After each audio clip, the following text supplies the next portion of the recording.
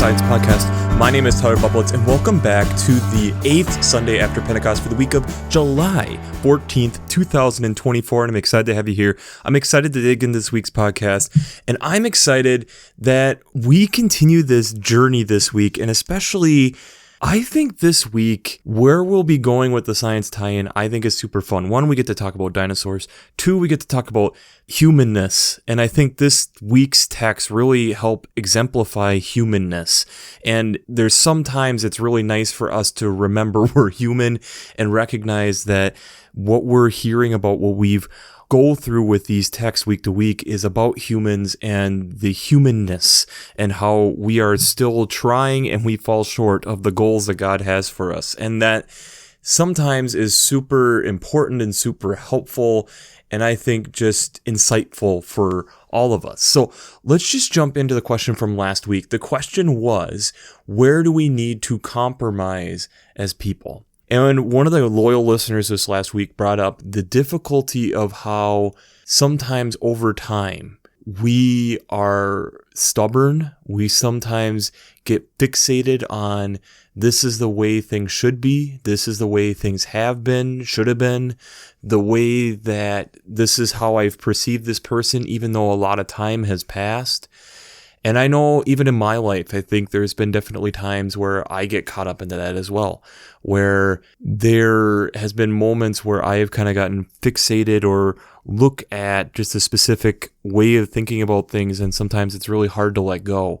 And compromise is such an important thing, and especially within science, but especially within faith, finding where are those places to really hold fast, but where also is it that your interpretation or your understanding of something is getting in the way of you actually potentially learning, seeing more of what God is doing based on the fact that you are not allowing yourself to think outside the box, not allowing yourself to think creatively, not allowing yourself to reimagine and think that maybe God's working in a way that you aren't expecting. So let's just jump into it this week. As I stated, I think there's a lot to get into this week, and I think it will be really fun with where we get to. So let's talk about the semi-continuous Old Testament text this week is from 2 Samuel chapter 6, verses 1 to 5 and 12b to 19. This is David, King David now, bringing the Ark of the Covenant into Jerusalem. And there is a lot of excitement. This hasn't been happening in a long time. And there's a lot of excitement in Jubilee. And you hear of David dancing as this is coming in and just being caught up in all of it. You kind of see that is the shouting and dancing. We hear of David dancing then in verse 14. But then we also hear from Michal, who is the daughter of Saul, in verse 16. And actually, if we continued on, she plays a bigger role.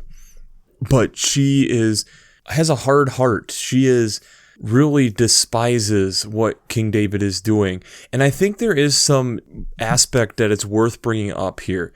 First, the verses that we are omitting is kind of some of this where David fears the Lord and is trusting what God is telling him to do, but is very scared because it's the Ark of the Covenant. It's so powerful. God is possessing this so closely and making sure that everything is precise. But then also right after this, there is some discussion back and forth, and it's kind of the changing of the guard, kind of like what we talked about here with the discussion from last week, the changing of the guard from what King Saul had done to what King David is doing, and where the people of Israel are going to be following King David, and what God is telling King David to be doing is different than where Saul had been directing them.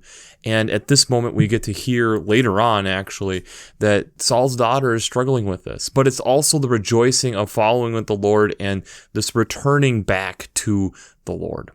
The psalm that goes with that then is Psalm 24, all 10 verses of it. And this is this recognition then of the Lord being in and amongst us, recognizing that God has been in the foundations of everything that has been, and that this is then a holy place, and that we are recognizing all the gifts that God has been giving, and that it's purely out of these gifts that is springing forth that we are able to lift our heads and rejoice. And it's recognizing that this is the King of Glory, the one who has continued to lead Israel in the correct directions and leading them to where they need to go. The other Old Testament text this week is out of Amos chapter 7, verses 7 to 15. We have to give a little bit of background here to Amos to really make a lot of sense of this, because basically what this story is Amos is coming and stating some of these things that God has been telling Amos on what the people of Israel should be doing. And he's in the temple talking about this, and the priests are like, what are you talking about? Who are you? Go away. Go back to tending your sheep. Amos is a shepherd. And Amos then comes back with, I am not here on my own accord. I am no prophet, nor am I a son of a prophet. I am a herdsman. I am a dresser of the sycamore trees. And the Lord took me from following the flock, and the Lord said to me, go prophesy to my people Israel. So these difficult things that the priests are hearing as Amos is laying down a plumb line, so something to build upon, building a building. And the leaders are struggling with this, that God's still using even the people who we least expect to be able to still bring forth this message. So this idea here where we can kind of see the priests being jealous in a way of how Amos has this message from God to be able to present to the people, and yet we as the leaders from God are not getting this message, but thus it must be wrong. And Amos kind of setting it straight that this is not on my own accord. This is what God is telling me to do.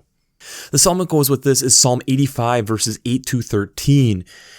And this is recognizing and hearing the voice of the Lord, how it speaks to his people, and giving that salvation that those who fear God, like we kind of hear in the text that was omitted from 2 Samuel, will trust and God will dwell within. And we also hear that a lot in Amos, and that it's this steadfast love that meets with us and this continued faithfulness and righteousness that comes through, that God is going to continue to give good and yield in the directions where God is wanting us to be and helping us along the path as long as we continue to follow. The epistle text or second reading this week is out of Ephesians chapter 1 verses 3 to 14. This is still part of the introduction to Ephesians as Paul is writing, and it's this recognition of how we are all adopted as children of God. The best of us and the worst of us, that we have been redeemed by the blood of Christ, as we get in verse 7, that all our trespasses, all the things that would separate us from God are redeemed through that faith, through that believing in Christ and recognizing that inheritance that then comes with that. That is part of what we get in return, is the forgiveness and this eternal life and being able to be in glory with God because of this commitment that we have made, the exchange, the inheritance that comes for God's people. The gospel text this week is out of Mark chapter 6, verses 14 to 29. This is one of the more disturbing stories in Mark, and we have King Herod is throwing a party. This is not the same King Herod that Jesus is born under, and in that, he is entertaining his friends and has his stepdaughter essentially entertaining them with dancing, and when he has had a couple of drinks in front of his men, he asks his daughter to whatever she wants that he will grant. And she then goes to her mother. Now, her mother is married to King Herod, and it's kind of like a cousin type of thing. And John the Baptist was in conversations with King Herod and saying, this is really not the way that you should be doing this. This is really not the way that God intended this. And his wife then really didn't like John the Baptist.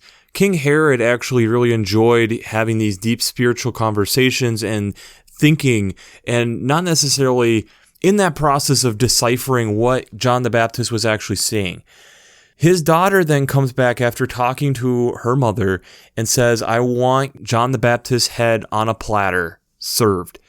And he cowardly, because he doesn't want to be shown up in front of his friends, calls for the guards to go and do that and to return the head of John the Baptist on a platter, and it is given to the girl, who then goes and gives it to her mother. And thus the disciples then of John the Baptist lay his body in a tomb, is what we get here at the end of verse 29. Kind of a weird, gruesome story, but I think it will play in well with where we'll go this week. But before we jump into how faith and science come together this week, we have to do shameless plugs for Working Preacher. If you haven't checked out Working Preacher, I'd highly recommend it. Between the Sermon Brainwaves podcast, the commentaries, the discussions, since I'm not an ordained minister, I use them on a weekly basis to help me get some ideas and direction on where we're going week to week with these different texts. So if you haven't checked out workingpreacher.org, I'd highly recommend that. I'd also highly recommend checking out the Revised Common Lectionary coming from Vanderbilt's Divinity Library. I really enjoy how they lay out the text week to week, but they also have the liturgical colors, hymns, prayers, art, and daily devotions. A lot of great resources over there. So if you haven't checked out the Revised Common Lectionary coming from Vanderbilt's Divinity Library, I'd highly recommend it. Finally, I'd also highly recommend checking out the Green Blades Preaching Roundtable and the Green Blades Rising publication. This is either a weekly reflection or a monthly newsletter that comes out, and a lot of the different reflections deal with ecological echoes, implications, and urgencies to bring into your weekly preaching or to prepare you for the week's preaching. If you sit down and listen to this podcast week after week for a half an hour each week, I'd highly recommend checking out the first link down in the show notes and signing up for these.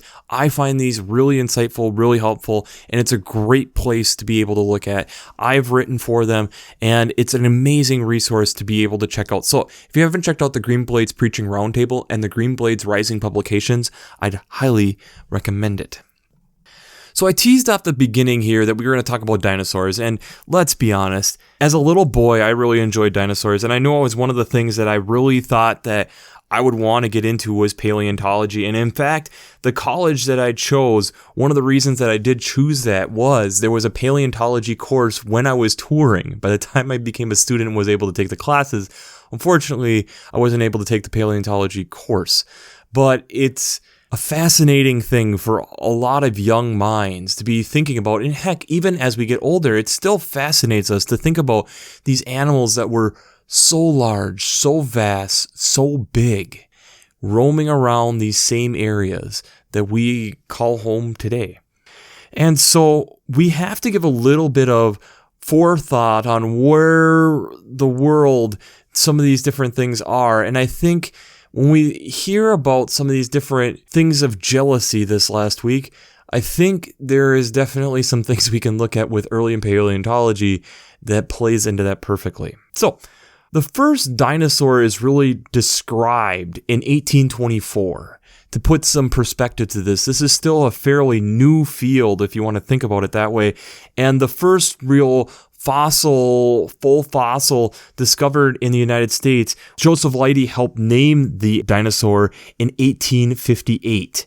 And the reason that Joseph Leidy is important is Leidy is one of the big three early on paleontologists within the United States. And because of how the other two interacted, and he was even a role model, a guiding force for one of these figures, he left the field entirely because of how these different paleontologists interacted.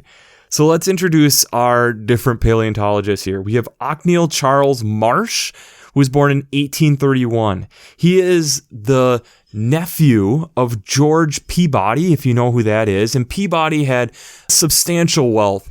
And even though Marsh was born into modest means, he was able to graduate from Yale Sheffield's Science School, which was fairly uncommon for the time period, and was then able to eventually get some different degrees and was able to get to the United States to become the first professor of paleontology in the United States. Our second character that we need to look at is Edward Drinker Cope, who was born in 1840 to a Quaker family and was a devout Quaker. Published his first scientific paper at age 19 and was seen as a prodigy. Had no real scientific training, but spent a lot of time volunteering and around museums. And like was stating, he learned a lot under Leidy. And his father was a farmer and really wanted him to be a farmer and had been a very successful farmer, had quite wealth within farming. But because Cope did not go into farming. He did not get necessarily all this necessary wealth from that. And as we'll find out later, that definitely played a little bit into what happened here. So both these two figures go into paleontology, and in fact, they meet in Berlin in 1863 and become fast friends because of who they are. They both get along and really enjoy this young field of paleontology. Marsh in 63 had 2 degrees and had published 2 papers. Cope, on the other hand, didn't have any degrees, but had published 37 different papers. So they were becoming fast friends. And in fact, both made paleontology discoveries and named different dinosaurs after each other. It seemed like a great friendship from the beginning, until it wasn't.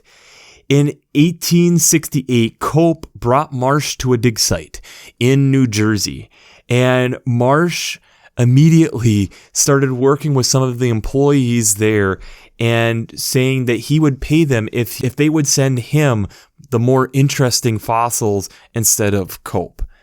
And this then kind of continued in 1869 when Cope was investigating and had showing these publication of the Allosaurus, which he was seeing as this very unique creature, was seeing it as a sea creature with an extremely long tail and a short neck.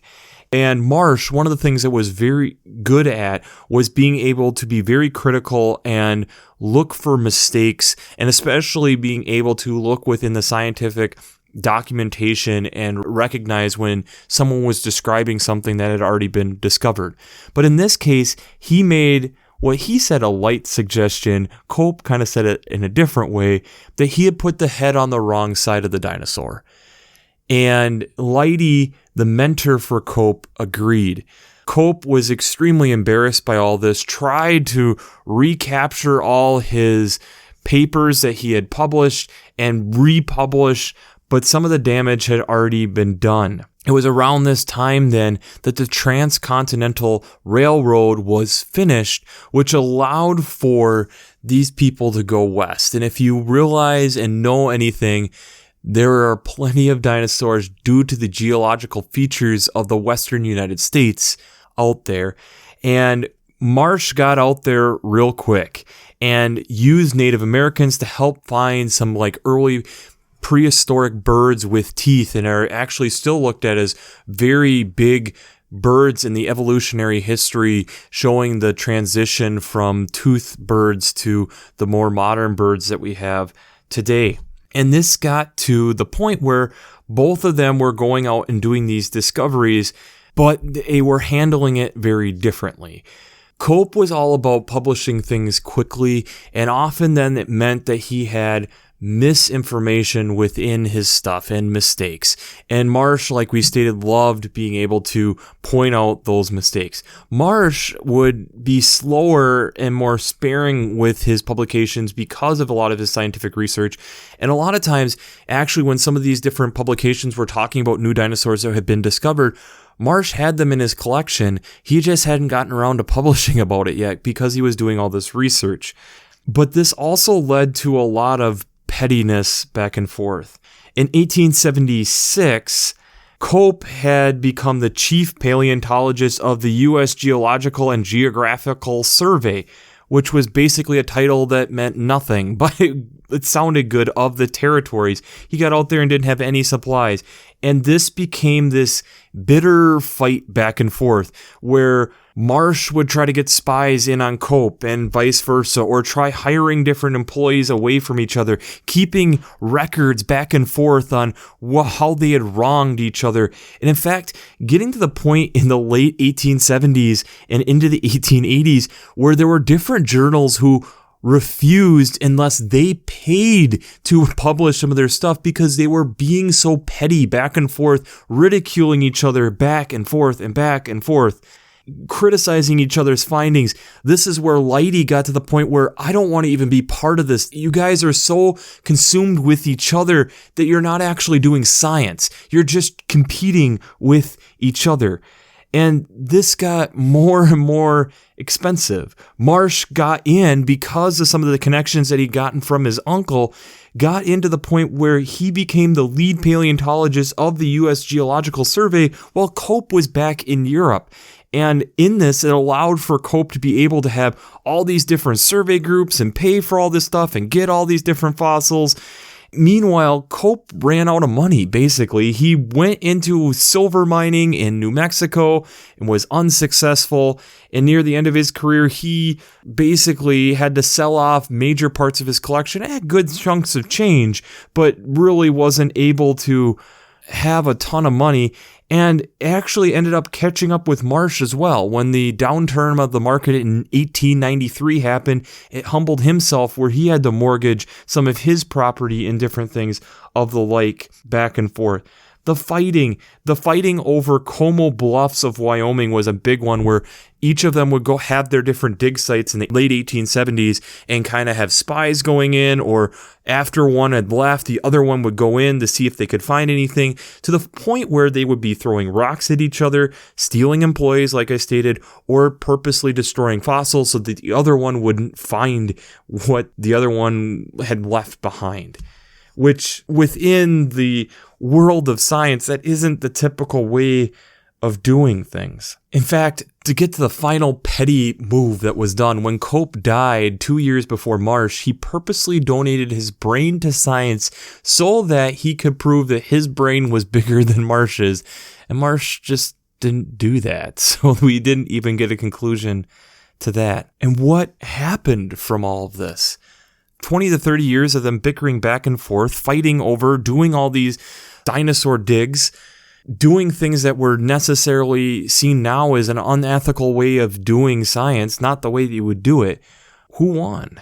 And that's a great question. It depends on how you want to define things. Marsh ended up actually naming more species than Cope, but the other aspect to it is there was so much overlap that there really wasn't anything seen that way. And in fact, even Marsh, who was known as the person who was really analytical, got caught up in the end, and has still been this big thing of where he mistaken a Apathosaurus that didn't have a head, so he put a different dinosaur head on it. And then when they did get a full what we assumed was Apathosaurus with a head on it, he then named it the Brontosaurus, which then has caused for a century plus of confusion. And in fact, in 2015, there has just been some recent discussion on saying, yes, there is a difference between the different two. But it also really did move forward the whole paleontology field. Prior to them doing their digs, there was 9 described dinosaurs in the scientific research. And by the time that there was done, the 2 had discovered over 120 new species of dinosaurs, and led to dinosaur mania and led to the population and the public getting more and more interested in dinosaurs in general. So how does this tie in to all this? When we look at the Mark text, or we look at Amos or 2 Samuel, it's so there, the jealousy that humans can have. The jealousy and the drive that Cope and Marsh had for each other to make sure that the other one wasn't one-upping each other got to the point where they tarnished each other's reputations multiple times in newspapers and scientific literature, back and forth, going at each other, getting other scientists who used to enjoy working with them, was a role model for one, to leave the field entirely because of the pettiness that they were having. And how we can then see this even in Saul's daughter. We see it in the priests of Bethel with Amos. We see this with the whole King Herod asking for the head of John the Baptist because his wife wanted it and was sick of being told that she shouldn't have married King Herod based off of what John the Baptist had said. And yet, in all of this, that's where the Ephesians text is the key to all this. That when we still mess up, we still have a God who forgives. We still have a God who does give righteousness. We still have a God that is striving for us to do better and better. The field of paleontology was tarnished vastly after the effects of Cope and Marsh and everything that they had done. but it also moved forward the field. And is there better practices now? Is there more cooperation and collaboration back and forth? Yes. And it has been much better. And yes, it came at a large cost. It sucks. We lost fossils and potential discoveries and who knows of how much because of the jealousy between two people. But also it helps us in the field of science, remembering that we don't control this. We are understanding then more and more of the discoveries of what has happened, what God has done. That's how I see science, at least, seeing more and more of how God did things and the handiwork of God. And in doing that, then why wouldn't we want to share that? And that's the piece that I would argue that Cope and Marsh forget. At what point is, yes, you're making all these great discoveries, but you're also losing the point of it.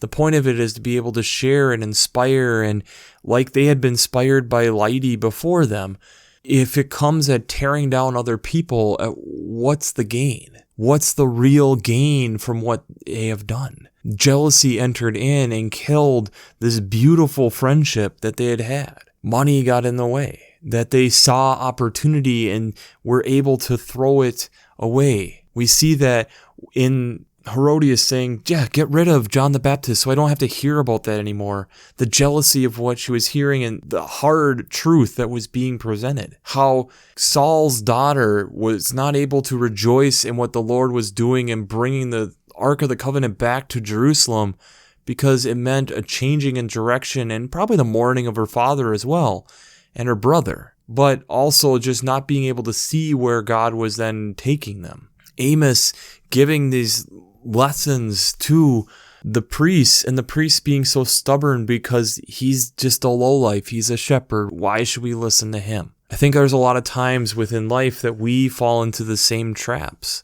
So the question I have for you this week is, where has jealousy gotten in the way of being able to see God? Where has jealousy gotten in the way of you being able to see God? I know for myself, there has definitely been times within my career and different parts of my life where I have damaged relationships, where I have acted in ways that I'm not necessarily 100% proud of, or done things in ways and set myself up for hurting myself because I was caught up with jealousy or caught up in perceptions or caught up in frustrations because I didn't feel I was being heard, because I didn't feel like I was being seen, because I didn't appreciate how others were being treated. And there's a time and a place to stand up for that. But there's also a time and a place, too, to make sure that you're checking that stuff yourself at the door and figuring out, making sure that you're not getting carried away as well. That's one of the things that we can see with Cope and Marsh is, even though Cope was a Quaker, I think there is an aspect, at what point did he ever get where he was questioned on, at what point has this been all consuming to you? He abandoned his family to pursue fossils for a period of time. How much did this consume their relationships? How much did this consume their lives? How much did it then take away from their relationship with God? Jealousy and comparison is a thief that comes in the night and cannot necessarily restore what is taken. It can get us into a comparison game that we can never win. And I think that's what we can see from Marsh and Cope. And I think there is definitely echoes of that I think many of us would be able to recognize within our own lives. I know for me, for sure, that's happened.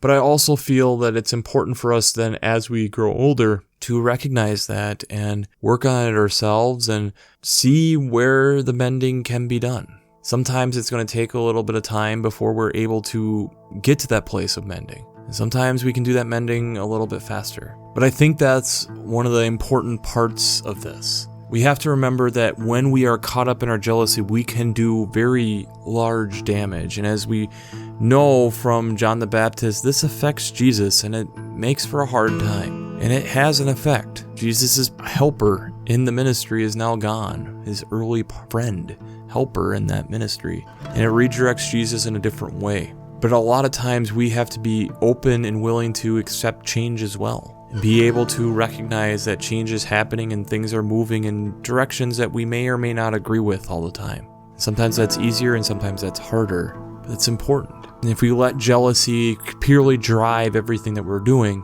we're probably going to end up doing things that later on we'll wish we had never done because we potentially destroyed discoveries that who knows what they could have shown us about this amazing God who created all this for us. So, let's wrap this up as we always do. I pray God blesses you through your faith and amazes you through science.